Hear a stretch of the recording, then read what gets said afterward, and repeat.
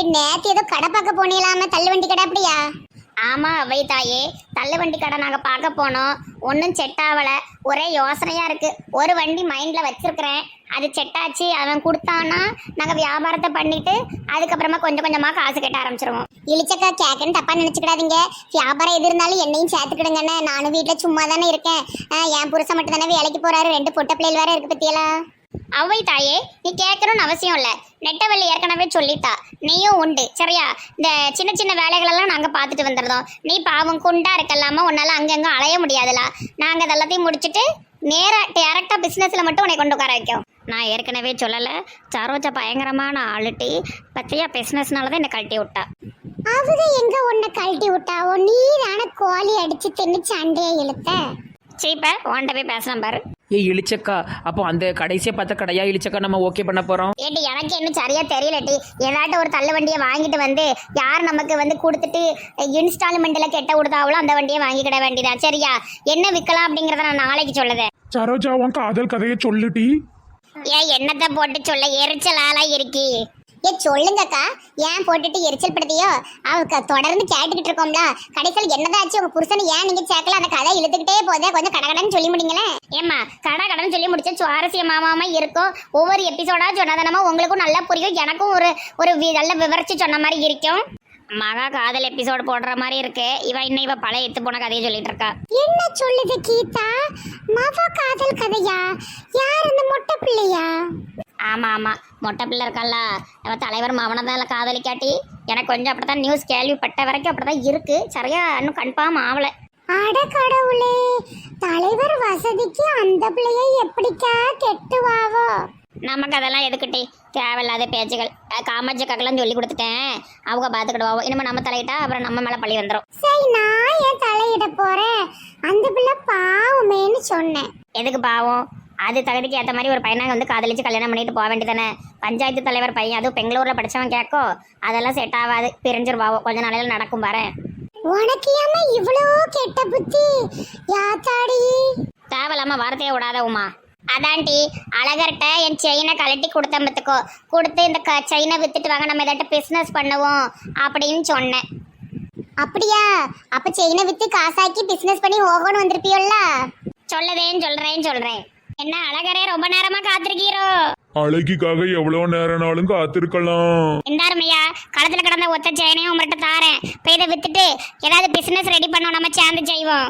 அழகி, நீ எனக்காக நிறைய கஷ்டப்படுத. எல்லாத்தையும் சேர்த்து உடனே நான் நல்ல வாழ வைப்பேன். சரி கொண்டு போறோம்யா. சீக்கிரமே ஏதாவது ஒரு கடை வையும். தேங்காய் கடையோ இட்லி கடையோ ஏதாவது ஒரு கடை. நன்றி அழகியே. 3 பவுன் செயின் சரியா நிறைய ரூபாய்க்கு போகும். நல்ல கடையா வையும். கடையெல்லாம் வச்சு முடிச்சுட்டு நாளைக்கு என்னைய கூப்பிடும். நானும் வந்து நம்ம 2 பேரும் சேர்ந்து கடையில உட்காந்து வேலை பார்ப்போம்ல. சரி. அப்ப நான் நேரத்தோட போய் விற்க போறேன். என்ன சேட்டு கடை அடைச்சிருவாவோ? சரி. அழகி, உங்க ஆத்தாட்ட என்ன சொல்லுவ? ஆத்துல குளிக்கும் போது செயின் தொலைஞ்சிட்டுன்னு சொல்லணும். என்ன செய்ய, ஆத்தா உள்ளங்கல்ல 2 சூடு வச்சு விடும்.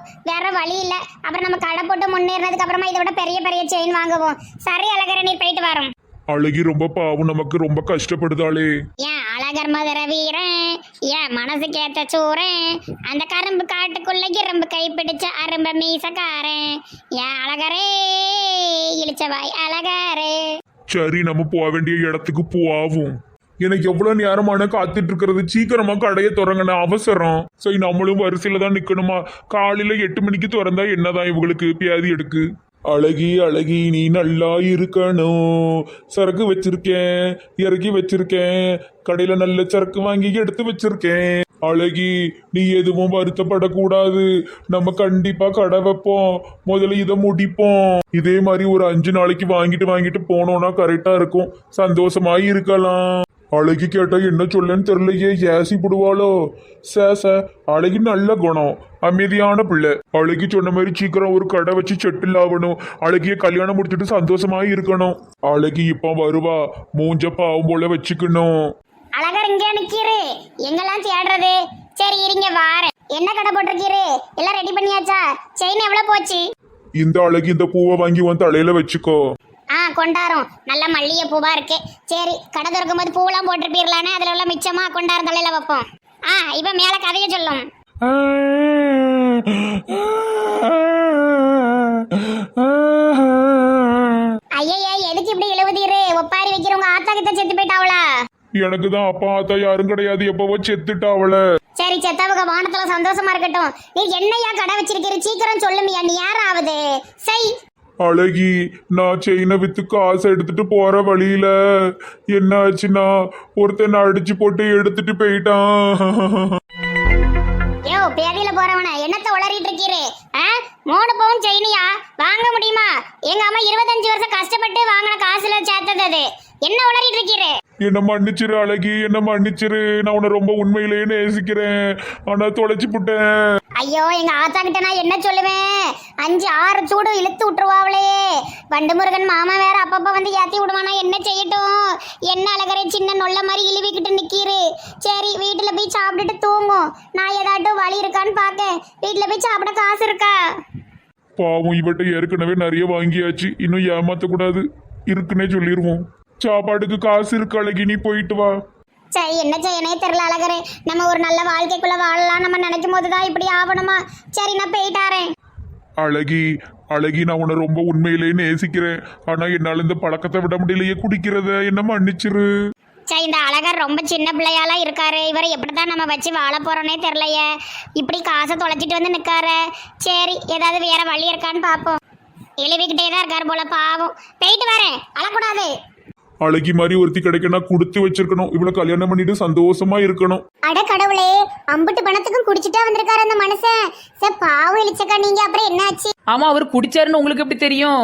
ஏட்டி அது எப்படி எனக்கு உடனே தெரியும்? நான் ரொம்ப நாளா கூமுட்ட மாதிரி நம்பிக்கிட்டு தானே இருந்தேன் அந்த மனுஷனை. கடைசியில தானே எனக்கு எல்லாமே தெரிஞ்சுது. இவ உங்களுக்கு மொத்தமா சொல்லும் போது உண்மையே சொல்றேன். நானும் உங்களை மாதிரி தான் அழகர் துட்டு தொலைச்சிட்டாருலாம் நினைச்சுக்கிட்டு இருந்தேன். சரி அப்புறம் சொல்லுங்க சொல்லுங்க, உங்க ஆத்தா சூடு போட்டாவளா? இவளுக்கு இப்ப அதான் கவலை, நான் சூடு வாங்குறது. செயின் போச்சட்டி. செயினதான் புருஷ வச்சு குடிச்சிட்டாரே. ஆமா ஆமா, குடிச்சு அவளத்தையும் குடிச்சு கடைசியில கடை போடாம நான் வீட்டுக்கு போயிட்டேன். அவரும் போயிட்டாரு. அடுத்த நாள் தான் எனக்கு அந்த விஷயமே தெரிய வந்தது. அது அடுத்த எபிசோடுல சொல்லுதானே. இப்ப கிளம்பு, 1 நேரம் ஆயிட்டு. முனிஸ் வந்துரும். சார் பாவம்னா இந்த அக்கா நிறைய கஷ்டப்பட்டிருக்கு போல, அதான் புருஷன் வந்தா சேர்க்கவே மாட்டேங்குது. ஆமாக்கா, எல்லாத்துக்கும் நல்ல புருஷன் கிடைக்கும்னு சொல்ல முடியாது. எல்லாரும் கெட்டவங்களாவும் இருக்க மாட்டாவோ, எல்லா புருஷனும் நல்லவளாவும் இருக்க மாட்டாவோ. ஒவ்வொருத்தர் தலையெழுத்து. சரி வாங்க போவோம். இதெல்லாம் ஒரு கதை. இந்த காதல் கதையை கேட்கறதுக்கு ஒரு கூட்டம். சரியான போர் தெரியுமா? நீ ஏன் இப்படி இருக்க? அவங்க மாப்பிள்ளையால கஷ்டப்பட்டது தானே சொல்லுதாவோ. வான் புருஷனும் உங்ககிட்ட சண்டெல்லாம் போட்டு அடிக்க தானே செஞ்சிருக்காரு. அந்த ஒரு பொம்பளையுடைய கஷ்டம் உனக்கு புரியலையா? ஏன் ஆத்தா நீ இப்படி இருக்க? வர வர உனக்கும் வாய் ரொம்ப கோடிட்டு தெரியுமா? உன்னை வந்து ஊமையா இருக்கேன்னு நினைச்சா நீ பயங்கரமான ஆளு. ஏற்கனவே என் புருஷன் சொல்லிதான் விட்டுருக்காரு, உன்கிட்ட பார்த்து இருக்கணுமா. துப்பாக்கி சுட்ட மாதிரி உரல்ல கொண்டு மண்டையில போட்டுருவல்ல. ரொம்ப ஓவரா பேசாதானே. போய் உன் வேலையை பாரு. வேலையை தான் பார்க்க போறோம், பின்ன உன்கிட்ட துப்பாக்கி சூட வாங்கி சாவ முடியும்? வர வர எல்லாரும் ரொம்ப பண்றாவளே. இந்த லூசு தான் உட்காந்துருக்கா. ஓடிடுவோம், பாஞ்சு வந்து கடிச்சாலும் கடிச்சு போடும்.